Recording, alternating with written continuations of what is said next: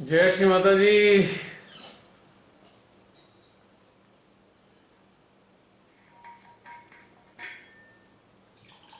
हाँ भाई जसलीन।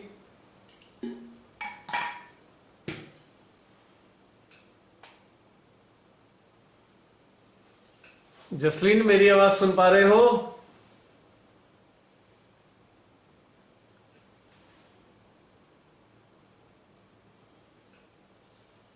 हाँ जसलीन, मेरी आवाज आ रही है?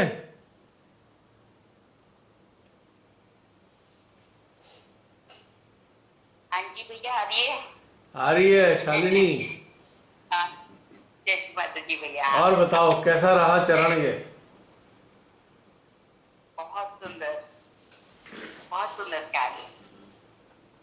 और बहुत सी जो क्या लगता है सिग्नल चले गए तुम्हारी भविष्य में साइड के।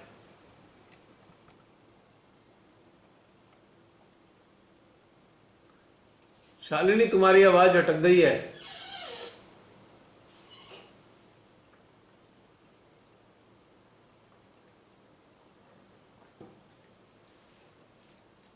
अच्छा, आपका नेटवर्क चला गया। हम्म। मैं थी इतने टाइम से। हाँ आप पूछ रहे थे ना आवाज आ रही है, तो मैं म्यूट थी। अच्छा, अब अनम्यूट हो गए। मैं मैं बोले जा रही हूँ। चलो अब दोहरा दो, क्या बोला था तुमने? Repeat it again. शालिनी आ गई। अब दोहरा। शालिनी से पूछ लो। क्या बोला था तुमने, हाँ मैं बोलो। कह रही हूँ। हाँ भैया बहुत सुंदर ध्यान। और बहुत सारी बातों का जो जो जीवन में घटित हो रही थी, बहुत सारी चीजें वो उस पे आधारित था, लग रहा था। और वो ये सब घटित हो रहा था, मतलब मेरे को आंसर्स काफी मिल रहे थे, मतलब पता चल रहा था कि मेरे मन में भी ये उथल पुथल कई दिन से जो चल रही थी उस पे आधारित था। हम्म। तो सामूहिकता में तुम्हारी उथल पुथल पकड़ी गई, जो टॉप प्रायोरिटी लेवल पे थी। हाँ तो कुछ समाधान मिला बहुत अच्छा। शालिनी? कुछ समाधान मिला शालिनी? या ऐसा तो बस मतलब छोड़ वो प्रश्न छोड़े गए, मतलब छूट गए कि हाँ ये चीज ऐसे आ रही है, ऐसे ही करना है। हम्म। अभी तो समाधान नहीं मिला। हाँ चलो। लेकिन हाँ समाधान मिल जाएगा, या ऐसे ही मिल जाएगा, मतलब ये प्रोसेस में ये था इन दिनों, तो उसको इसी तरीके से अब ज्यादा अच्छे से देख कर किया जाएगा। हम्म। समझ में आ गया ये चीज ना। हाँ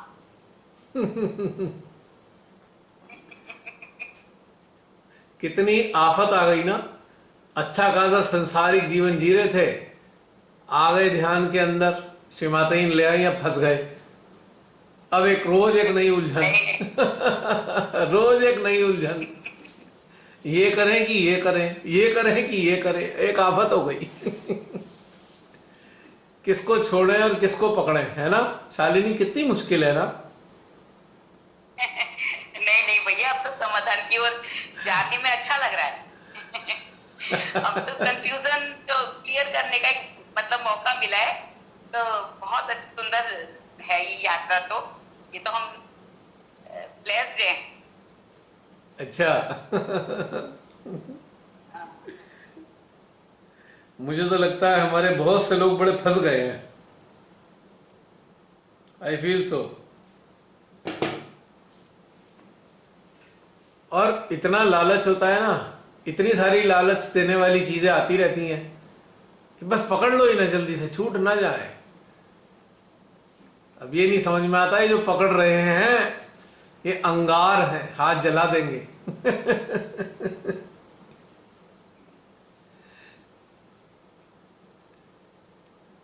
पर टेम्पटेशन होती है ना, इसे भी पकड़ लो उसे भी पकड़ लो, कुछ छूट ना जाए। दोबारा पता नहीं जन्म मिले ना मिले, चलो भाई पकड़ लो इसे। पर यही मुसीबत, पता ही नहीं कि ये मुसीबत खड़ी कर देंगी चीजें। कुछ ही दिनों बाद एक मुसीबतों का अंबार लग जाता है इन्हीं कारणों से। खैर, बड़ी अजीब सी स्थिति होती है सबके जीवन में, और यही इस यात्रा की ब्यूटी है। इस यात्रा का सौंदर्य ही यही है, विरोधाभास। हर कदम पर एक विरोधाभास से हम गुजर रहे होते हैं, नहीं?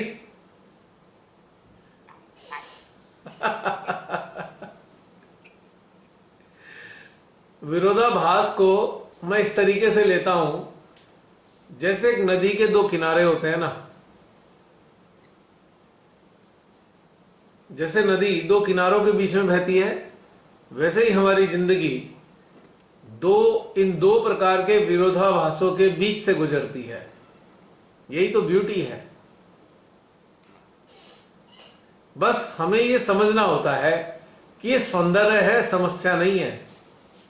ये जिंदगी का आनंद है, समस्या नहीं है विरोधाभासों के बीच से गुजरना। ये जो विरोधाभास हैं, ये दोनों प्रकार के जीवनों को हाईलाइट कर रहे हैं। दोनों प्रकार के जीवनों का हमें एक तरीके से एहसास करा रहे हैं, और दोनों ही प्रकार के जीवन इस जीवन के अवश्य भावी घटनाक्रम है। पर यह निर्णय हमें लेना है कि प्राथमिकता क्या होनी है हमारे जीवन में। जैसे कि बाद में प्रश्न छूटा कि भाई क्या करें हम अपने जीवन में, तो इस प्रश्न को अगर मेरे तो रिक्वेस्ट है सभी लोग हल करें, सभी लोग इस प्रश्न के बारे में अपने उद्गार प्रकट करें। जो ये अंतिम प्रश्न था ध्यान के चरण का, क्यों शालिनी? हाँ जी भैया। बताओ, आ रहा है कुछ हल प्रश्न का अंदर से?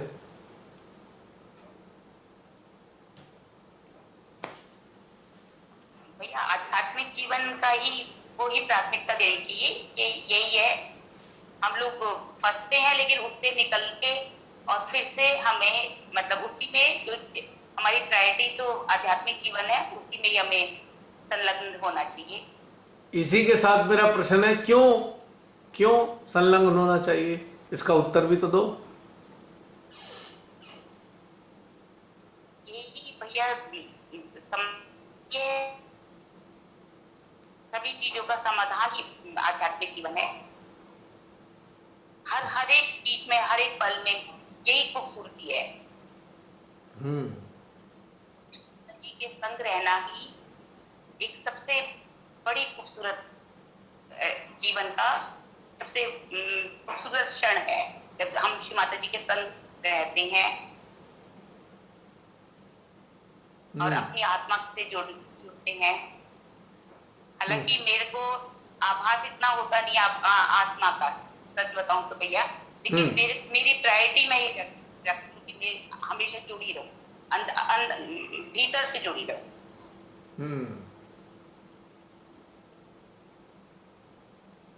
बढ़िया है, चलिए अच्छी बात है। और कुछ को कहना चाहोगी शालिनी? बस भैया हो गया।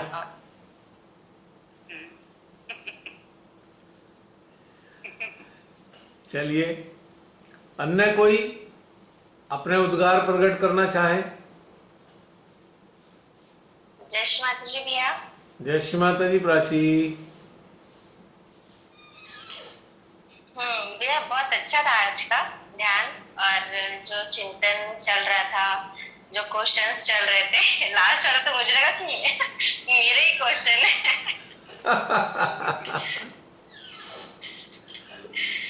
तो मतलब लास्ट वाले क्वेश्चन का सिचुएशन मेरे साथ ही है, पर जैसे कि वो तो लॉन्ग टर्म से है, तो फिर लास्ट टाइम ना आपने मुझे एक बात बोली थी कि प्राची तुम मतलब शारीरिक अवस्था में उस तरफ रहो, लेकिन अपने अंदर आत्मा से जुड़े रहो, है ना। तो क्या होता था ना कि मेरे साथ ऐसा होता था कि सांसारिक लोग भी है और मतलब ऐसे मैं अकेली भी होती हूँ इस क्षण में, लेकिन फिर ये स्थिति इतनी बार होती गई ना, तो फिर एक अंदर से आता गया कि इसका सोल्यूशन क्या हो सकता है। तो फिर ना कुछ दिन से या फिर आज ही सुबह से या शाम से, मतलब आज ही कभी मेरे अंदर ना मुझे जब मैं उस स्थिति में थी तो मुझे अपने अंदर परम की हर एक चीज फील हो रही थी। फिर उस अवस्था में मुझे हर एक चीज खूबसूरत ही दिख रही थी। और लास्ट में जब आपने बोला ना कि आत्मा पे प्रश्न रखो कि मतलब इस क्षण में क्या, तो फिर मतलब आंसर तो तुरंत 3 वर्ड में आया कि मस्त रहे तो क्या बोले। क्योंकि मतलब जब आप रम जाते हो ना तो हर एक चीज उनकी बनाई हुई हर एक चीज अच्छी लगने लगती है। और मतलब जैसे कि हर जगह से एक अपनापन ही लगता है मुझे। और कहीं ना कहीं मतलब उसमें मेरे परम पिता परमेश्वर का एक अंश रहता है, तो मुझे लगता है कि मेरे परम मेरे अंदर, मेरे परम उनके अंदर, तो मुझे वो ऐसे वाली अनुभूति बहुत खुशी देती है। और तो मुझे अब अच्छा लगता है। मतलब ये वाला ना थोड़ा थोड़ा चल रहा था, मतलब थोड़ा थोड़ा क्या, मतलब मेरे साथ सिचुएशन ही ऐसी होती है कि जैसे कि मेरे ससुराल साइड जो है ना, मतलब कोई मतलब सारे सांसारिक ही है, एक मैं ही हूँ जो इस तरीके मतलब इधर जुड़ी हूँ, और मेरे मायके साइड सारे आध्यात्मिक है। तो एकदम क्लैश हो जाता है। तो क्या होता है कि तो उधर फिर मैं ऐसे किसी को फोर्स नहीं करती कि ये करो, मैंने बस बता दिया कि ऐसा ऐसा है, करना है कीजिए, नहीं करना है तो कोई बात नहीं ऐसा। लेकिन एक होता है कि थॉट प्रोसेस मतलब थॉट चेतना स्तर मैच नहीं करते, तो ठीक है, क्योंकि मैंने ऐसे ही उन्हें एक्सेप्ट किया है, ठीक है वो अपने में है, कभी आने का होगा तो आ जाएंगे। और जब कभी मैं मायके आ जाती हूँ तो मुझे वैसे ही चेतनाओं के स्तर वाले ही मिलते हैं जो उस गहनता में बात करते हैं, या फिर मतलब आध्यात्मिक वो बात करते, तो मेरे अंदर ना अलग ही खुशी होती है। तो ना इस बार क्या हुआ कि मेरे हस्बैंड भी मेरे साथ मतलब वो ज्यादा दिन नहीं रहते थे मायके में, 2 दिन में ही चले जाते थे, इस बार ज्यादा लंबा रहने लगे। तो मुझे ऑब्जर्व करने लगे कि प्राची तू यहाँ बहुत ज्यादा खुश रहती है और यहाँ हर काम खुशी खुशी करती है, वहां तो ड्यूटी समझ के करती है। तो मैंने कहा कि नहीं ऐसा नहीं है, क्योंकि मैंने उन्हें एक बात कही कि यहाँ क्या है कि लोग मतलब मैं जो बातें मुझे करनी होती है, मतलब जिस स्तर पे या फिर जो आध्यात्मिक बातें मुझे करनी होती है, वैसे लोग मिलते हैं, तो हम ऐसे टॉक करते हैं, तो मुझे अलग से प्रसन्नता आती है और अलग से खुशी मिलती है। और वहां वैसे कोई है नहीं, तो फिर मैं ज्यादा चुप ही रहती हूँ। मतलब ऐसे ऐसे तो सब अटेंड करती हूँ, अपनी ड्यूटी करती हूँ, अपने कर्तव्य सारे मतलब सारी चीज मैं निपटा के ही सारे मतलब इस क्षेत्र में मतलब मुझको ध्यान करे तो मैं सारे काम निपटाऊंगी, फिर करूंगी, कुछ करना है तो सारी चीजें करूंगी, फिर करूंगी। और यहाँ ऐसा होता है कि उस चीजें वैसी बात करते करते रहो ना, तो वो कनेक्शन बने ही रहते हैं, क्योंकि हम वो चीजें डिस्कस कर रहे होते हैं, या उसकी गहनता में मतलब अपनी गहनता, उनकी गहनता, मतलब बहुत सारी चीजें हैं। लेकिन अभी मुझे अब वो भी अच्छी लगती है, ये भी अच्छी लगती है। अब मुझे कोई ये नहीं है कि उधर ऐसा नहीं है और इधर ऐसा है, लेकिन अब मुझे सब अच्छा लगता है। मैं बहुत लंबा बोल दिया क्या? नहीं, बस ऐसे ही बोल दिया। कॉन्शियस मत हो, ये तो जो अंदर से आ रहा है वो बोल रही हो, इसमें छोटा या ज्यादा तो कुछ होता ही नहीं। अच्छा नहीं ऐसे आते क्या, मैं बोलते जाती हूँ, आते जाते बोलते जाती हूँ। हाँ तो ये हमारे जो सेशंस होते हैं ये हैं ही इसलिए ना, अपने भीतर की हाँ चीजों को प्रवाहित करने के लिए तो है। और हमारी बातों से न जाने कितने असंख्य लोगों को फायदा होता है। उनकी बहुत सारी क्लैरिटी हो जाती है। हम्म, तो एक प्रकार का सेमिनार ही तो है सेशन ये, this is some sort of a seminar. हाँ, और एक ऐसा प्लेटफॉर्म है हम्म, जहां पे आप अपनी हर बात रख सकते हो, everything you can put forward. Hmm, फिर जी भी भैया। फिर भी तुमसे एक प्रश्न करूंगा, अभी तो तुम्हारी स्थिति है, दोनों में मजा आ रहा हाँ, है, और तुमने अच्छा। तुमने बता भी दिया कि सबसे ज्यादा मजा तो उन्हें उन्हीं लोगों के बीच में आता है जिस तरफ मैं चल रही हूँ। हाँ, तो इसका मतलब तुमने उत्तर दे ही दिया ना।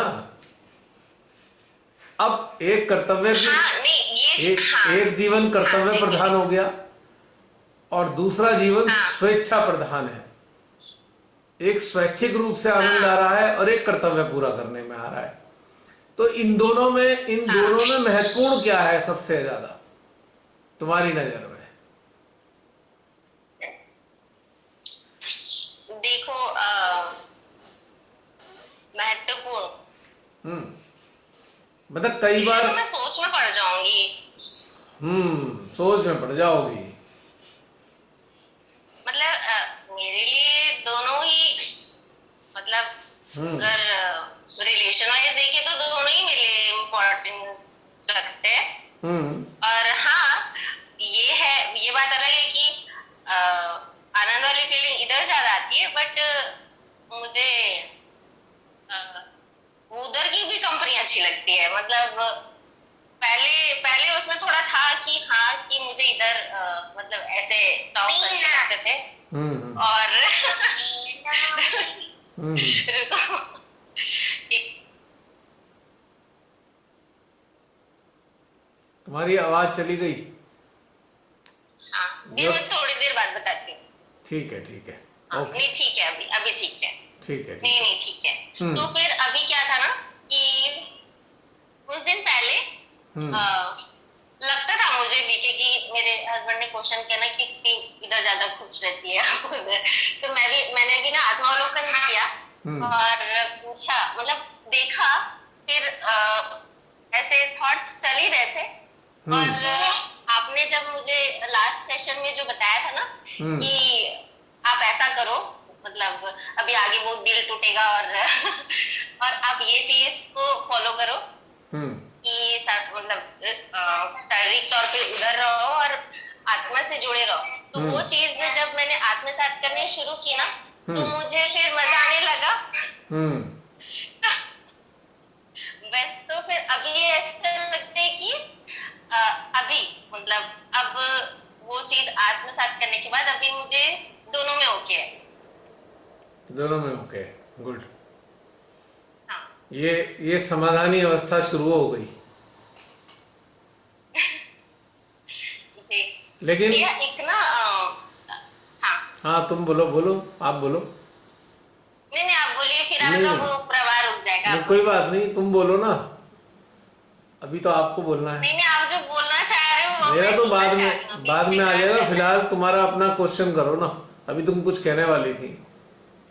नहीं, वो क्वेश्चन तो है, मतलब हाँ। तो अभी एनर्जी वाले एनर्जी पॉइंट में मेरे साथ ऐसे कुछ ऐसे होता है ना कि जैसे हृदय चक्र के और विशुद्धि चक्र के बीच में हम्म मुझे बीच में भी एनर्जी फील होती है। हम्म लेकिन पहले मुझे लगता था कि आज हृदय चक्र में थोड़ा ऊपर क्यों फील हो रहा है। मतलब क्योंकि कई बार मुझे हृदय चक्र में जब नोडिंग होती है ना, तो मुझे नीचे साइड फील होता है, मतलब जहाँ रेगुलर, मतलब लगभग मुझे वहीं फील होता है। लेकिन कभी कभी ना मुझे उसके ऊपर साइड भी फील होता है। हम्म समझ रहे हो? हाँ, हाँ, समझ गया, मतलब समझ गया बिल्कुल। हृदय चक्र से ज्यादा ऊपर नहीं, मतलब एक आध इंच ऊपर। हम्म फिर जब आपने आज कहा ना कि आत्मा और चेतना एक हो रहे हैं, बहुत अच्छी स्थिति है। तो जब आपने कहा ना, तो सेम मतलब हार्ट चक्र के जस्ट ऊपर वो स्थिति थी और उसकी ऊर्जा ना बढ़ने लग गई थी। हम्म तो फिर वो एक्चुअली वो हार्ट का ही, मतलब क्या है वो, कि वो समझ पा रहे हो क्या? बिल्कुल समझ में आ रहा है, तुम बोलते रहो, समझ में सब आ रहा है मुझे। जी, तो मतलब क्योंकि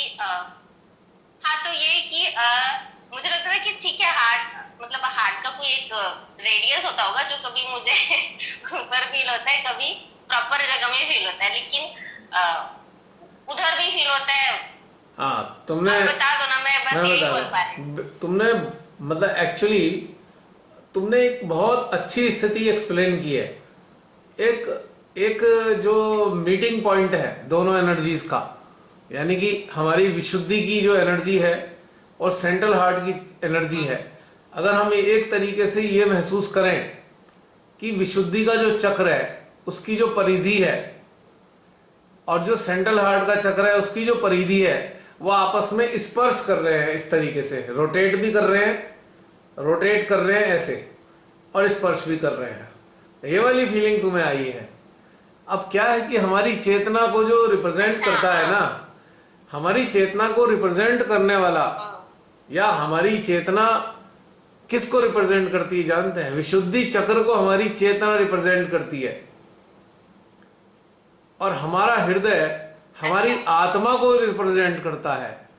जब दोनों की यूनियन होती है तो वो एक दोनों के बीच में एक स्पर्श की अनुभूति होती है, दोनों का टच हो रहा है ना एनर्जी फील्ड का, यानी कि दोनों चक्र चल रहे हैं, उनकी दोनों परिधि आपस में स्पर्श करके चल रही हैं ऐसे, इस प्रकार से। ये देखो, तो ये वाली फीलिंग हुई है, इट्स अ ब्यूटीफुल फीलिंग। समझ में आ गई बात? हाँ बिल्कुल। ऐसा मुझे ना पहले भी देखो, कई बार फील हुआ था, लेकिन मुझे लगा कि वो ना रेडियस उसका उतने एरिया पे होता होगा। नहीं, तुमने बिल्कुल सही कहा कि जो रेडियस शब्द इस्तेमाल किया है तुमने बिल्कुल सही किया है। रेडियस को हम उसे सरकमफ्रेंस कह सकते हैं, या एक चक्र की कक्षा। अच्छा, दो चक्रों की जो कक्षा है आपस में स्पर्श करके चल रही है, तब radius is okay, radius okay है, बिल्कुल परफेक्ट है। दूसरी चीज में एक ब्यूटीफुल चीज है ना कि विशुद्धि चक्र जो है विराट का चक्र है। विराट, जिसे कि विराट कहते हैं ना, हर चीज घटित हो रही है इसमें, और जिस चीज में जिस स्थिति में या जिस अवस्था में हर चीज घटित हो रही है उसको ही तो हमारी चेतना ग्रहण करती है। हमारी चेतना इन्हीं सब चीजों से तो डेवलप होती है, विराट से ही तो हमारी चेतना का उदय हुआ है। हमारी चेतना में हर चीज आ जाती है विराट के कारण, और आत्मा का जो मैनिफेस्टेशन है, प्रभा है, या आत्मा का जो अपना प्रस्फुटन है जो हमारी, वो आत्मा के हमारे हृदय के माध्यम से है। तो ये दोनों चीजें एकदम परफेक्ट हैं, और दोनों का जो मिलन स्थली है वो एक तरीके से ऊर्जा के रूप में बिल्कुल यही सेंटर पॉइंट है, विशुद्धि से नीचे और हृदय के ऊपर। तो बहुत सुंदर बात आज तुमने बताई है, और बहुत से सहजियों का, साधकों का एक प्रश्न भी होता होगा अपने अंदर, जैसे तुम्हारे प्रश्न था, और तुमने बता के बहुत अच्छा किया, क्योंकि एक कंफ्यूजन खत्म हो जाता है कि हाँ भाई ऐसा होता है, ऐसा क्यों होता है ये मालूम नहीं, लेकिन होता है, और ये बड़ी अच्छी चीज घटित हो रही होती है। जैसे डस्क एंड डॉन होते हैं ना, प्रातः काल में जो डॉन होती है सुबह, तो उसमें अंधेरा और उजाला साथ मिल रहे होते हैं। ऐसी डस्क आवर्स में होते हैं, अंधेरा उजाला साथ मिल रहे होते हैं। अंतर क्या होता है? एक आने की अवस्था होती है, एक जाने की अवस्था होती है। एक में उजाला आ रहा है और दूसरी अवस्था में उजाला जा रहा है। तो एक में अंधेरा जा रहा है तो दूसरे में अंधेरा आ रहा है। तो ये यूनियन पॉइंट है एक तरीके का। तो यहां पे भी हमारी जो चेतना है, हमारी चेतना और आत्मा का जब मिलन होता है, एकाकारिता होती है। ध्यान में हम अपनी आत्मा और चेतना के साथ ही कनेक्टेड थे ना, तो एनर्जी लेवल पे वो किस तरीके से अनुभव होगा, इन दोनों का मिलन एनर्जी लेवल पे कैसे महसूस होगा, वो अनुभव आपने बताया है। ब्यूटीफुल, बहुत सुंदर। ऐसे ही ऐसे ही जब बातचीत चलती है ना, हाँ बताओ बताओ, तो इससे लाभ क्या होता है? आप बोलो ना। इससे बड़े गूढ़ रहस्य, इन बातचीतों से ना बड़ी गूढ़ बातें बाहर निकल के आती हैं, बड़ी गूढ़ गूढ़ अनुभूतियां जो होती तो हैं लोगों को कभी, लेकिन वो जिक्र नहीं कर पाए, क्योंकि लोगों को समझ नहीं आता कि जिक्र कैसे करें, और जिक्र कर भी दे तो बताएगा कौन। कैसे जानेंगे? तो इस चक्कर में लोग होते हुए भी अनुभव बताते नहीं है, या क्योंकि उन्हें समझ नहीं आता, और या उन्हें ये नहीं समझ में आता है इसे बताए कैसे, और अगर बता भी दें तो लोग क्या समझेंगे, तो ये बड़ा झंझट होती है। पर बहुत श्री माता जी का हम सब लोग अनुग्रहित हैं। श्री माता जी के एक ऐसी व्यवस्था श्री माता जी ने कर रखी है जिससे इन सारी सूक्ष्म चीज़ों का हम बातचीत करते हैं, एक्सप्रेस करते हैं, और एक अच्छी सी समाधान की स्थिति प्राप्त कर लेते हैं। हाँ, आप बताओ क्या कह रही थी, नेक्स्ट क्या बोल रही थी? हाँ, आज ना, हाँ, आज ध्यान के दौरान ही ना मेरा आज्ञा चक्र पे ऊर्जा थी, और वो ना राइट साइड धीरे धीरे ऐसे जाती थी, फिर धीरे धीरे ऐसे वापस आती थी, बीचों बीच हार्ट आज्ञा चक्र के बीचों बीच जो राइट साइड है ना, तो धीरे धीरे जाती थी, फिर धीरे धीरे आती थी, और वो थोड़ी भारी थी, और आखिरी में वो आखिरी पॉइंट पे गई और चली। तो ये ओनली राइट साइड हुआ। देखो, हमारे जो आईब्रोज के ऊपर का हिस्सा है पूरा कनपटी तक, ये रुद्रों का स्थान है, रुद्रों का स्थान है। सेंटर में जो सबसे तगड़े वाले रुद्र हैं वो हैं, और बाकी 5 रुद्र इधर और 5 रुद्र इधर हैं।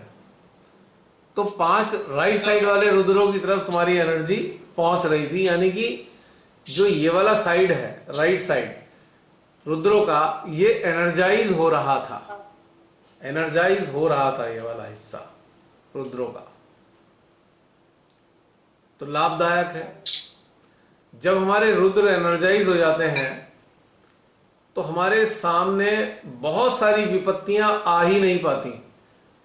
कोई मुसीबतें आती हैं तो ये रुद्र अपने आप ही देख लेते हैं, उनको ठिकाने लगा देते हैं, उल्टी सीधी चीजों को, गलत सलत लोगों को अपने आप ठिकाने लगा देते हैं। तो ये अच्छे घटनाक्रम है जो ये एनर्जी फील हो रही है रुद्रों वाले स्थान में, या ये कहें कि रुद्रों को शक्तिशाली बनाया जा रहा है। हमारे सबके पास रुद्र हैं, लेकिन किसी के सुप्त अवस्था में रहते हैं, किसी के थोड़े से जागे होते हैं, किसी के जाग रहे होते हैं, किसी के आधे जागे होते हैं, तो किसी के पूरे जाग चुके होते हैं। उसी के अनुरूप ऊर्जा का अनुभव होता है हमें, अलग अलग अलग अलग, है ना। अभी अगर याद करो, एक बीच में आया था, यदि ऊर्जा की अनुभूति कर रहे थे हम सटल अपने सूक्ष्म शरीर में, तो उसमें एक ये भी आया था कि भाई अगर कहीं किसी को कोई पीड़ा हो किसी स्थान पर, तो वहां पे एनर्जी पहुंचा दो। उस क्षण सामूहिकता से जो सबसे ज्यादा चीज आ रही थी, तो लेफ्ट साइड का जो रुद्र है, यानी कि लेफ्ट साइड, लेफ्ट आईब्रोज के ऊपर पेन आ रहा था, पेन, यानी किसी के, हम में से बहुतायत लोगों में से लेफ्ट साइड के रुद्रों में थोड़ी तकलीफ थी या एनर्जी की डेफिशिएंसी थी। बाद में धीरे धीरे ठीक हो गई। तुम्हारे राइट साइड आया, लेकिन पेन सामूहिकता का लेफ्ट साइड आ रहा था। तो ये भी एक सूक्ष्म घटनाक्रम घटित हुआ है आज के उसमें ध्यान में। तभी मैंने बोला था ना कि किसी को पीड़ा हो रही हो तो एनर्जी दे दो, क्योंकि बहुत से को पीड़ा भी हुई है इसमें चली गई बाद में वो,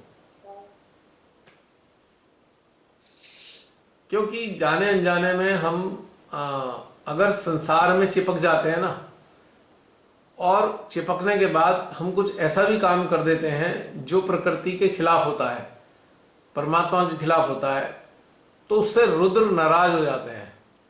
और जब रुद्र नाराज होते हैं तो उनका प्रकटीकरण पीड़ा के रूप में ही होता है। और जब रुद्र खुश होते हैं तो अच्छी अच्छी ऊर्जा का अनुभव होता है इन्हीं रुद्रों वाले स्थान में। तो आज हम में से कुछ लोगों से शायद रुद्र नाराज हो गए, तो उसका थोड़ा सा पेन दे दिया था। उस वक्त हमने इसलिए नहीं बोला कि कॉन्शियस हो जाएंगे और ध्यान से हट जाएंगे कॉन्शियस होने के बाद। अब तो चूंकि बातचीत है तो अब तो बात कर ही सकते हैं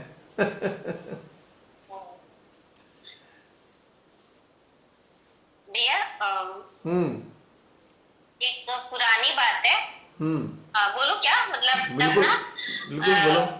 मैं सहज में आ चुकी थी, और मैं ऐसी स्थिति थी ना कि मैं कभी ध्यान करती थी, कभी ध्यान नहीं करती थी। हम्म। और मुझे एक चीज पता थी कि अपने आज्ञा चक्र में किसी को टिक्का लगाने नहीं देना, मतलब ऐसे किसी से सुन रखा था। फिर ना मैं अपनी तब मैं उतनी स्थापित नहीं हुई थी, और फिर ना मैं अपनी फ्रेंड के यहाँ गई थी, उसके यहाँ पूजा थी, तो उसने बुलाया था कि मैं पूजा में बैठूंगी तो कुछ काम करना होगा, तू आ जाना। फिर मैं गई और फिर काम हुआ, फिर मैं पूजा में बैठ गई। फिर उस पंडित जी ने मुझे टीका लगाया, तो मुझे झट से हुआ कि नहीं मुझे नहीं लगाना, लेकिन फिर लगा कि यार मैं नहीं लगाऊंगी तो उसको बुरा लग जाए। फिर मैंने ना लगा ली, मतलब ठीक है ऐसे करके लगा ली। और उसके दूसरे दिन से मुझे ना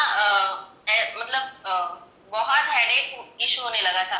और वो हेडेक ऐसा होता था ना मुझे कि वो मेरे लेफ्ट आईब्रो में ही ऐसे ऐसे राउंड एंड राउंड होता था, और उससे मेरे लेफ्ट आई बॉल्स भी बहुत पकड़ते थे, बहुत दर्द होता था मुझे। और फिर मैंने चेक कराया, मतलब सब सारे टेस्ट कराए, तो फिर उन्होंने कहा कि डॉक्टर ने कहा कि तुमको ट्राइजेमिनल न्यूरोलजिया ऐसे समथिंग कुछ है, तो नस तुम्हारी जुड़ जाती है जब, तो फिर तुम्हें वैसे क्रॉनिक पेन होता है। फिर फिर फिर मतलब उसने तो ऐसे एलोपैथिक दवाई दी, लेकिन मैंने तो पापा वाली खाई, पापा ने जो सजेस्ट की थी वही खाई, और ठीक भी हो गई वो, मतलब विद इन वीक ठीक हो गई। उसके बाद साल में एक बार ही उठती थी। फिर लेकिन मेरे अंदर था कि ये पेन ना मुझे उसके जस्ट बाद ही हुआ, और मुझे एक झटका भी लगा था कि तू क्या कर रही है, और मैंने नहीं माना। तो मतलब अगर मुझे, क्योंकि वो पेन ना ऐसे शुरू होता था कि वो ऐसे जाता था, ऐसे आता था, ऐसे ऐसे करके जब शुरू होता था ना, तो मैं समझ जाती थी कि अब ये मेरा दर्द बढ़ने लगा है, और फिर एकदम से बहुत ज्यादा पेन हो जाता था। तो अभी आप जब बता रहे हो तो फिर मैं मुझे लग रहा है कि क्या रुद्र मुझसे मतलब मतलब रुष्ट हो गए थे तब। एक्चुअली वो रुष्ट ऐसा क्या समझो कि किसी ने, जिसके रुद्र नष्ट हैं, जिसके रुद्र जो है नाराज हुए में है, यदि वो बंदा किसी के आज्ञा चक्र पे टीका लगा देगा तो ट्रांसफर कर देगा अपनी प्रॉब्लम उसके अंदर। तो इसका मतलब ये है कि आज जाकर तुम इससे अच्छा। फ्री हुई हो, आज फ्री हुई हो तुम इस बाधा से अपने। मेरे तभी पेन आया था इधर इसी क्षेत्र में। अच्छा। उस वक्त ऐसा क्या? तुमने जो है बाहरी रूप से एक्सटर्नल लेवल पे मेडिसिन खा ली, तो न्यूरोटिक लेवल पे तो ठीक हो गया, लेकिन सटल लेवल पे एग्जिस्ट कर रहा था वो आज भी। तो आज वो निकल गया इधर से, ऐसे समझ लो, वो रिलीज हो गई आज चीज। शिमाताई ने अच्छा। मना किया है ना इस बारे में स्टार्टिंग में, जब हम इस यात्रा पे शुरुआत कर रही होती है, हम शुरू शुरू में जुड़े होते हैं, तो हमारे सिस्टम इतना पावरफुल तो होता नहीं है। तो ऐसे में कोई टीका लगा दे तो बाधा दे देता है हमें। लेकिन अगर हमारी अच्छी अवस्था है, अच्छी अगर अवस्था है, जैसे मैं कभी किसी को मना नहीं करता टीका लगाने के लिए, भाई कितना ही लगा ले टीका, मैं कभी नहीं मना करता। कारण मैंने पहले भी बोला हुआ है कि जब कोई टीका लगाने चले तो सारी ऊर्जा को अपने उस टीका वाले स्थान पे केंद्रित करो, और उसकी फिंगर के माध्यम से उसके अंदर प्रवाहित कर दो। उसका कितना भी अड़ा हुआ होगा आज्ञा पाज्ञा, वो सब ठीक हो लेगा अपने आप ही। और इससे कुंडली, अच्छा, इससे सही है। इस प्रयोग से कुंडली भी उड़ जाएगी। उसकी कुंडली ही उड़ जाएगी। तो इसलिए मैं कभी किसी को मना नहीं करता। कोई मेरे सर पे हाथ रखना चाहता है सहस्त्रार पे, मैं कहा भाई रख दे, देर तक रखना है देर तक रख, 10 मिनट 2 मिनट रखना है 2 मिनट रख, मैं किसी को मना नहीं करता। कोई आशीर्वाद दे रहा है, कमर पे थपथपा रहा है, भैया तू भी दे ले, टीका भी लगा दे, चंदन भी लगा दे, किसी को मना नहीं करता। क्योंकि जो भी वो करेगा, टच करेगा हमारे यंत्र से, उसने कुछ ना कुछ पाना ही है, हमें तो बाधा दे नहीं सकता वो। जब आप कनेक्टेड ही रहोगे तो आप बाधाग्रस्त कैसे हो जाओगे? बाधा तभी लगती है जब हम कनेक्टेड नहीं होते हैं। तो अब मान लीजिए एक फाउंटेन है, फाउंटेन में से पानी निकल रहा है, अब ऊपर से उसमें कुछ भी डाल लो अंदर तो जाएगा ही नहीं, वहां से तो निकल रहा है ना। जी भैया। तो ऐसी कनेक्टेड स्टेट अगर आप मेंटेन करते हो 24/7 वाली में, तो आपके तो बाधा कोई दे ही नहीं सकता। लेकिन आप स्वयं बाधा दे सकते हो अपने सिस्टम में, बाहर वाला इंसान आपको बाधा नहीं दे सकता, आप स्वयं दे सकते हो बाधा, लालच में पड़कर। जैसे कि अभी बीच में था ना कि कुछ हमारे संपर्क में नए लोग आते हैं, वो संसारिक होते हैं, हमें बहुत पसंद आते हैं वो लोग, हम उनके साथ जुड़ जाते हैं, तो ऐसी गलतियों से हम अपनी स्वयं की बाधा खड़ी कर देते हैं, क्योंकि हम अटैच हो गए। जाने अनजाने में अगर हम ऐसे लोगों से अटैच होंगे तो अटैच होते ही हमारा जो सिस्टम 24/7 वाला कार्य कर रहा था वो बंद हो जाता है कार्य, अटैच होते ही। और उस खास कंडीशन में हमारे अंदर वायरस एंटर करता है किसी दूसरे की प्रॉब्लम का, और तब हमें बाधा लगती है because of our own attachment. लेकिन कोई दूसरा आपको बाधा नहीं दे सकता, हम खुद बाधा दे सकते हैं अपने आप को। हम खुद ऐसी अवस्थाएं अपने अंदर तैयार कर लेते हैं आउट ऑफ ग्रीड कि हमें बाधा लग जाए। तो अभी मैंने प्रश्न किया था ना कि हमारे को संपर्क में बहुत लोग आते हैं, तो हमें चुनना किसको है, फुली एनलाइटेंड को चुनना है या एक साधारण सांसारिक को चुनना है। तो इसीलिए तो किया था। देखो पहले की बात अलग थी कि हम एक संसारिक, हम भी संसारिक जीवन जी रहे थे, हमारे संपर्क में बड़े संसारिक लोग आते थे। लेकिन आज की कंडीशन क्या है पता है, हम संसारिक लोगों के साथ तो रह सकते हैं पर अटैच नहीं रह सकते। अगर अटैच होंगे तो समस्या खड़ी होगी। और हमारी प्रायोरिटी यदि संपर्क में आने वाले संसारिक लोग हैं, हमारी प्रायोरिटी में आ गए, तो हम ग्रो नहीं कर पाएंगे, हम ऊपर नहीं उठ पाएंगे। हमारे साथ वाले, हम में से बहुत से लोग जानते हैं जिन सहजियों ने ऐसा किया है, आज वो कहीं के भी नहीं रहे, गड्ढे में जा चुके हैं आज की तारीख में। जिन सहजियों ने ऐसा किया लालच में फंस के, अपनी लाइकिंग के कारण या अपनी प्रेस्टीज को मेंटेन करने के खातिर या अपना नाम बनाए रखने के लिए या फेमस होने के लिए, जिन्होंने भी ऐसा काम किया वो गए, आज किसी भी भाव में नहीं है। और ऐसी स्थिति है कि उठ भी नहीं सकते। अब वो इतना नीचे जा चुके हैं कि उठ भी नहीं सकते। तो यहां पर मेरा प्रश्न इसलिए था वो कि चुनाव हमें करना है कि आज जब हम मां के साथ कनेक्टेड हो चुके, यहां मैं बात नहीं कर रहा हूं घर के लोगों की, रिश्तेदारों की बात नहीं कर रहा हूं, I am not talking about relatives जो प्रारब्ध के कारण हमें रिश्तों के रूप में मिले, मैं उनकी बात कर ही नहीं रहा। मैं कर रहा हूं नए लोगों की जो हमारे जीवन में प्रवेश करते हैं किसी ना किसी कारण से, हमारे कार्य क्षेत्र में होते हैं, वर्क प्लेस पे होते हैं, या आजकल तो फेसबुक पे होते हैं, व्हाट्सएप पे होते हैं। आजकल बड़े सारे लोग अलग अलग जगह मिलते हैं, और जाने अनजाने में हम अपनी अधूरेपन के कारण, हमारे जीवन में कुछ कमियां हैं, आर्थिक अभाव है या कोई और प्रकार का अभाव है, और उनसे हमें पूर्ति होती नजर आती है, तो हम फट से गोंद की तरह चिपक जाते हैं, हम अपने यंत्र को नुकसान पहुंचाते हैं। तो यहां पर हमें सचेत रहना चाहिए कि हमारा इन्वॉल्वमेंट नहीं होना चाहिए। कर्तव्य तक तो ठीक है, अब आपको नौकरी करनी है या आपको व्यापार करना है या आपको प्रोफेशन करना है, वो आपका कर्तव्य में आ गया। लेकिन बाई चॉइस अगर हम इन्वॉल्व हो गए तो वहां हम अपना ढेर कर लेंगे, अपनी ग्रोथ को हैम्पर कर लेंगे। रिश्ते की बात अलग होती है। हमारे विभिन्न रिश्तों के रूप में परिवार के सदस्य हैं, उन्हें हम अल्टर नहीं कर सकते, हम बदल नहीं सकते, और हम अपनी इच्छा से हमारे वो रिश्तेदार नहीं है इस जीवन में, वो प्रारब्ध की देन है। लेकिन कुछ लोग हमारे संपर्क में आते हैं, वहां हमारी डिजायर होती है, स्वतंत्र इच्छा होती है कि हम उनसे संबंध बढ़ाएं आगे या ना बढ़ाएं। और यदि हम अपनी कुछ कमियों के कारण लालच में फंस गए तो बस फिर तो हो गया कल्याण। बड़े सारे उदाहरण हैं मेरे सामने ऐसे लोगों के।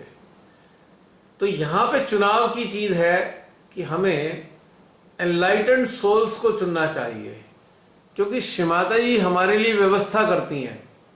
किस चीज की व्यवस्था करती हैं कि टाइम टू टाइम अलग अलग चेतना के स्तर पे हम उन्नत होते हैं। कई बार हमसे अच्छी स्तर के चेतना के स्तर के लोग हमारे संपर्क में आते हैं जिनसे हमें प्राप्त होता है, या हमसे निम्न अवस्था के चेतना के स्तर के लोग आते हैं जिनसे हमें मिलना है, यानी कि हमारे से जिनको मिलना है। तो ये वाले ट्रांजैक्शन तो होंगे, ये श्री माता जी के द्वारा ऑर्गेनाइज्ड है सारे ट्रांजैक्शन। लेकिन जहां हम अपनी आधी अधूरी चीजों को पूरा करने के लिए अगर हम चिपक गए, वहां हम अपना ढेर कर लेंगे। अगर हमारा विशुद्ध एम स्पिरिचुअल लेवल का ट्रांजैक्शन है तो वेल एंड गुड। यदि सांसारिक स्तर का अटैचमेंट वाला ट्रांजैक्शन है तो गया काम से। अब बहुत से लोग इसलिए चिपक जाते हैं, कोई बहुत अमीर है, हमसे बहुत अमीर है, और हम उसके साथ रह के हम अपनी अपनी आधी अधूरी इच्छाएं पूरी कर रहे हैं। हमें गाड़ी में घूमने को मिल रहा है, हम उसके साथ फ्लाइट में भी जा रहे हैं, हम नई नई जगह पे घूमने जा रहे हैं, हम उनके जो साथ के जो लोग हैं उनकी कंपनी का आनंद लेने लगते हैं, उनकी पार्टियों में जाना शुरू कर देते हैं, इसलिए कि वो हमसे बेटर है और हमारे जीवन में धन का अभाव रहा है। तो हम उस पूर्ति को उस इंसान से, संसारिक इंसान से पूरा कर रहे हैं, और इधर हम आध्यात्मिक भी हैं, इधर हम साधना भी करते हैं। तो यहां हम अपनी साधना की तरक्की में बाधा उत्पन्न कर रहे हैं। तो ये था वो लास्ट क्वेश्चन, इसका उत्तर ये है। लेकिन ये प्रश्न हमारे सांसारिक रिश्तों वाले लोगों पे एप्लीकेबल नहीं होता। वो चूंकि सांसारिक रिश्ते हमारे कर्तव्य क्षेत्र में आ रहे हैं, कर्तव्य पूरा करना है उनके प्रति, साक्षी भाव में रह के, कनेक्टेड रहकर। लेकिन यहां बाई चॉइस हम उनके साथ इन्वॉल्व होते हैं जिनका कोई साधना से लेना देना नहीं है, और वो नए लोग होते हैं। तो यहां पर हम गलती करते हैं। This is a blunder for our accent, ये कहना है मेरे को। पॉइंट क्लियर हुआ प्राची? जी भैया हो गया। कम शब्दों में यदि हम समझें कि अब हमारे को किनके साथ कंपनी का, किनका आनंद लेना है, जो हमारी चेतना स्तर को उन्नत करें, या हमारे माध्यम से उनका चेतना स्तर उन्नत हो, लेकिन साधक या साधिका ही होने चाहिए। अब चॉइस वाला जहां मैटर है, वहां पे ये चॉइस होनी चाहिए कि हमारी जो प्रायोरिटी होनी चाहिए साधक या साधिका के लिए होनी चाहिए, उनके साथ समय बिताने के प्रति होनी चाहिए। अन्य लोगों से हमें परहेज करना चाहिए, क्योंकि वो जो लोग हैं, अन्य लोग हैं, वो तो पिछले जन्मों में कितनी बार आए और कितने बार चले गए हमारे जीवन से, और अभी भी अगर वो लोग आए हैं तो पिछले जीवन के कुछ ट्रांजैक्शन रहे हैं, कोई ना कोई उसके कारण आ गए। But we should not get attached in those people. अब बहुत से लोग चतुराई दिखाएंगे। अब मेरी बात को कोई सुन रहे होंगे, मान लो, या 4 महीने बाद, 6 महीने बाद मेरी बात सुनेंगे वीडियो पे, तो कुछ सहजी चतुराई दिखाएंगे। चतुराई क्या दिखाएंगे? अरे वो जो नए लोग हैं ना, उन्हें रिलाइशन दे देते हैं। अब जो रिलाइशन दे दिया तो फिर वो हो गए, सहजी हो गए ना, यानी कि ट्रिक शुरू हो गई। ट्रिक शुरू हो गई। वो अगर आप उन्हें सहजी बना रहे हो, ठीक है, इट्स ओके, पर फिर आपको यहीं तक सीमित रहना है। इसकी आड़ में आप अपनी वो आधा अधूरापना अगर पूर्ति करोगे कि भाई कोई बहुत अमीर सा बड़ा संपन्न वाला एक नया आदमी मिला, हमने कहा भाई इससे संपर्क बढ़िया बना रहे, इसको रिलेशन देते हैं, इस बहाने और ज्यादा मिलते रहेंगे और इससे और लाभ होता रहेगा। या कोई नेता है, नेता टाइप का इंसान है जिसकी बड़ी पहुंच है, वो जो हमारे बहुत सारे काम करा देता है, हमने कहा इसे रिलेशन दे देते हैं, इससे बड़े काम निकलेंगे, ये बड़ा प्रभावित हो जाएगा, हमारे काम कर देगा। तो this is a trick and this trick will take you to the bottom of your life. पताल में ले जाएगी ये ट्रिक। हमारे संपर्क में जो आएंगे एनलाइटेंड पर्सन ही आएंगे, श्रीमाता जी ने व्यवस्था की हुई है। और एक आम प्रकार के संसारिक लोग भी आएंगे। आम संसारिक लोग इसलिए आएंगे कि पूर्व जन्मों के कुछ ट्रांजैक्शन रह गए थे, लेन देन पे आधारित होंगे, वो गिव एंड टेक पे आधारित होंगे, ठीक है। और जो एनलाइटेंड पर्सन आएंगे ये श्रीमाता जी की व्यवस्था के कारण आएंगे। तो चॉइस हमारी क्या है जागृत होने के बाद, कि हमें चुनना है जागृत लोगों को। संसारिक लोगों के साथ तो हम पहले कई जन्मों में जी लिए, अब क्यों उनसे चिपके दोबारा?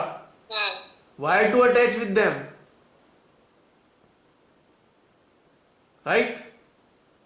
एनलाइटेंड पर्सन होंगे, एक दूसरे को ऊपर उठाने में मदद करेंगे। पर इसमें एक क्लॉज है, एक ट्विस्ट है। यदि किसी की शादी नहीं हुई है, लड़का या लड़की जिसकी शादी नहीं हुई, अब वो ये सोचने लगे भाई मैं किसी सहजी के साथ शादी करूं, तो शादी वाले मैटर पे ये वाली क्लॉज एप्लीकेबल नहीं होगी, क्योंकि शादी तो वहां होगी जहां प्रारब्ध के मुताबिक फिक्स हो चुकी है। और या फिर आप अच्छे स्तर के एनलाइटेंड हो तो फिर शादी आपकी श्रीमाता जी की इच्छा से होगी कहीं, आप उसे चुन नहीं सकते, आप उसे सेलेक्ट नहीं कर सकते, आप ढूंढ भी नहीं सकते, यू कैनॉट फाइंड। और रहा सवाल शादी का, शादी वाले मैटर में हमारे पास क्षमता ही नहीं है हम अपने लाइफ पार्टनर को ढूंढ पाए।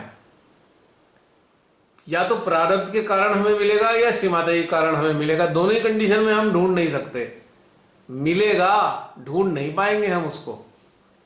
तो ये वाली मेरी जो क्लॉज है ये लाइफ पार्टनर्स पे एप्लीकेबल नहीं है, क्योंकि लाइफ पार्टनर्स का जो डिसीजन होता है ना वो पूर्व निश्चित होता है, हमारे जन्म से पहले ही हो जाता है कि हमारा लाइफ पार्टनर कौन बनेगा, पति पत्नी, यानी कि पति या पत्नी कौन बनेंगे हमारे, ये हमारे पूर्व जीवन से ही सुनिश्चित हो चुका है, जन्म लेने से पहले से ही।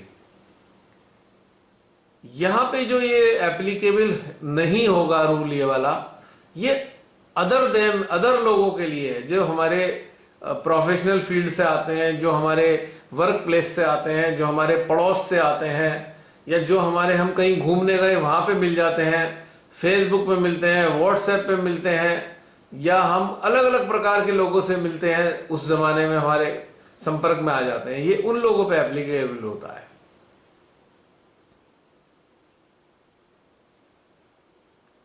पॉइंट समझ में आया? लेकिन यहां हम ट्रिक नहीं कर सकते कि कोई हमारा संसारिक इंसान हमें बहुत पसंद है और उसको हमने रिलेशन दे दिया और उससे अपने काम निकालने के लिए उसे रिलेशन दे दिया कि भाई अब तो ये सहजी हो गया। This will be very very wrong. We cannot make मां आदि शक्ति फूल। हम उनको मूर्ख बना रहे हैं, किसको? मां आदि शक्ति को, कि भाई यहां हमने ट्रिक खेल ली, मां आदि शक्ति मुस्कुराती हैं, फंस गया ये, अब गया, इसका काम हो गया, मेरे चक्कर में फंस गया आगे। अब मां आदि शक्ति पार्वती मां के रूप में भोलेनाथ जी से कह रही होंगी, देखा भोलेनाथ जी, देखो ये फंस गया, जाल में फंस गया, ये मेरे से ही गेम खेल रहा है ये इंसान। वो ऐसे बातें कर रहे होते हैं आपस में, भोलेनाथ और पार्वती मां। और ये बात सुन के भोलेनाथ मुस्कुराते हैं। पार्वती मां कहेंगी, प्रभु आप क्यों मुस्कुरा रहे हैं? वो फिर मुस्कुरा देंगे, बोलते तो बहुत कम है ना वो, फिर भी वो पीछे पड़ जाती है, बताओ। बोले मैं इसलिए मुस्कुरा रहा हूं, ये जो अभी हुआ है इसको तो आपने पॉइंट आउट कर दिया, पर इससे आगे क्या होने वाला है उसको देख के मैं मुस्कुरा रहा हूं। तो पार्वती मां कहेंगी, प्रभु ये बताओ कि क्या होने वाला है इसके साथ, बता तो दो, आप तो अंतर्यामी हो। बोले बताना नहीं चाहता क्योंकि फिर आपको अच्छा नहीं लगेगा, आपका बच्चा है ना ये, तो आपने इस जागृति दी है और मैं अगर आगे का बता दूंगा तो आपको अच्छा नहीं लगेगा। फिर भी पार्वती मां हमेशा की तरह कहेंगी, नहीं नहीं बताना पड़ेगा अब तो भोलेनाथ जी कहेंगे, ये जो हाल होने वाला है ना इसका, ये अब इसको आगे कुंडली की फैसिलिटी नहीं मिलेगी, आगे गया काम से ये,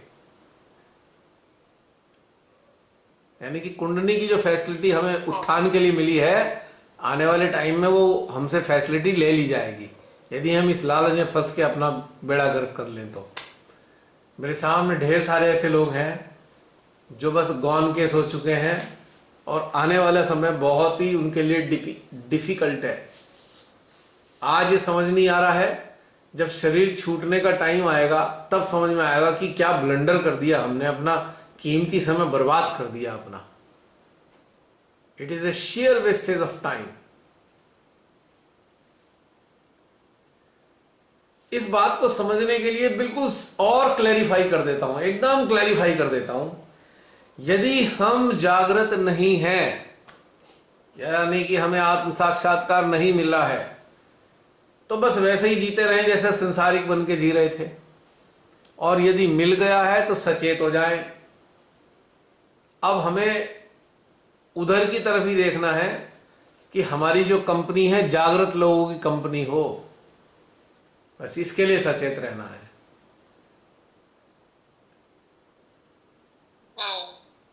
ठीक है ना। कुछ आपके बहुत पुराने रिश्तेदार या मित्र होते हैं, वहां पे कंपनी ये वाली चीज एप्लीकेबल नहीं है। पुराने मित्रों पे और रिश्तेदारों पे चीज लागू नहीं होती। यहां हम बात करें नए वाले संपर्क में आने वाले लोगों की, उसके प्रति हमें जागरूक रहना है। मैंने पूछा ही नहीं था, मेरे मन में तुरंत आया कि मेरे तो पुराने मित्र, वैसे ही आपने तुरंत बोल दिया। पुराने मित्रों पे हमारा इसलिए एप्लीकेबल नहीं होता कि हमारे जागृति प्राप्त करने से पहले के मित्र हैं वो।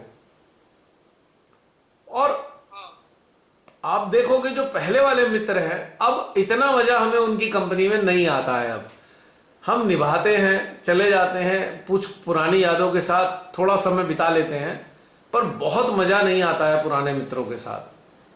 थोड़ी देर उनके साथ बिता के फिर अपने अंदर, अपनी अंतरात्मा से जुड़ जाते हैं कि बस हो गया, दोस्ती वोस्ती ठीक है अपनी जगह, पर अभी जो दोस्ती आत्मा से हुई है अब इसको मजबूत बनाना है, इसकी तरफ आगे बढ़ना है।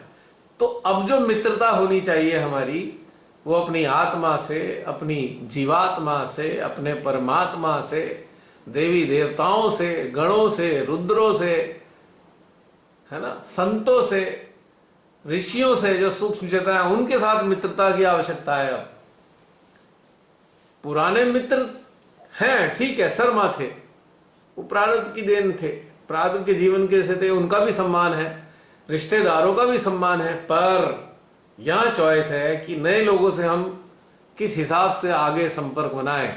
तो हमारी सुई उत्तर दिशा की तरफ देखे, कंपास की सुई, कंपास हमेशा नॉर्थ बताता है ना, तो हमारी चेतना को जागृत लोगों की तरफ होनी चाहिए सुई, बस हमेशा, बस इतना ध्यान रखना है हमें।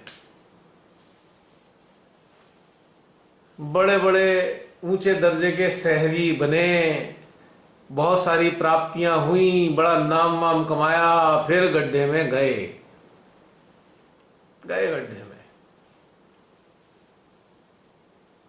और एक इंटरेस्टिंग चीज और बता रहा हूं, आप जब भी किसी, आपको जो लोग बहुत अच्छे लग रहे हैं, आपकी बातों से मैच कर रहे हैं, लेकिन जब आप बहुत नजदीक जाएंगे, जब आप उनके क्लोज होंगे, तब आपको बड़ा दुख लगेगा। वहां पर आपको बड़ी वितृष्णा अनुभव होगी कि वहां पे लगेगा यार ये तो मैचिंग के है ही नहीं। बाहरी रूप से मैचिंग के लग रहे हैं, हमारी फीलिंग के साथ बहुत अच्छा लग रहा है, लेकिन अंदर का सिस्टम तो उनका बिल्कुल एडवर्स है। वहां से हमारे अंदर बड़ी वो लगेगी, बड़ी उलझन लगेगी, यार कहां फंस गए हम अब। और उस अवस्था से भी फिर हमें वापस ही आना पड़ेगा। लेकिन जो लोग अंदर से जागृत हैं, दिल उन्हीं के साथ लगेगा, ये बात पक्की है। खास तौर से नए हो या पुराने हो, लगेगा दिल उनके साथ ही जो लोग जागृत होंगे। आज तो ये अच्छे से हम में से बहुत सारे लोग अनुभव करते होंगे, सबसे बहुत अच्छे संबंध हैं संसारी लोगों से, लेकिन दिल नहीं लगता है पूरी तरह। दिल लगता है केवल जागृत लोगों के साथ, क्योंकि जो चेतना का स्तर है, चेतना से जो, चेतना की जो रेडियंस है, the radiance of our awareness, touch is our heart, एक दूसरे के हृदय को स्पर्श करती है रेडियंस चेतना की, अवेयरनेस की, और बड़ी सूदिंग होती है वो। This is beautiful, this feeling is very very beautiful. ये बात पक्की है। और जो संसारी लोग हैं उनके साथ बाहर वाले क्रियाकलापों में तो आनंद आ जाएगा, चलो किसी के साथ शॉपिंग कर ली, किसी के साथ पार्टी कर ली, लेकिन थोड़ी देर बाद मन करेगा बस बस हो गया, पार्टी वार्टी हो गया, चलो अपने अंदर अब अपनी कंपनी को एंजॉय करते हैं, द कंपनी ऑफ सेल्फ, अपनी कंपनी का आनंद उठाएंगे हम। तो ये ब्यूटीफुल चीज होती है ना। चलो और बताओ। जी भैया, और बताओ। एक एक क्वेश्चन था जो मैंने अनुभव किया कि जैसे मैं अभी इधर आई तो फिर मौसी को मेरी मम्मी से पता चला हुआ कि प्राची ऐसा ऐसा करती है या जो भी, तो उनको मेरे से मिलने की इच्छा हुई और उन्होंने कहा कि मतलब मुझे बता तू क्या करती है। फिर मैंने रियलाइजेशन मतलब मैं माध्यम बनी रियलाइजेशन की, लेकिन फिर मतलब जैसे जैसे फिर मैं मतलब वो तो तुरंत हो गया, मतलब तत्क्षण वो चीज घटित हो गई।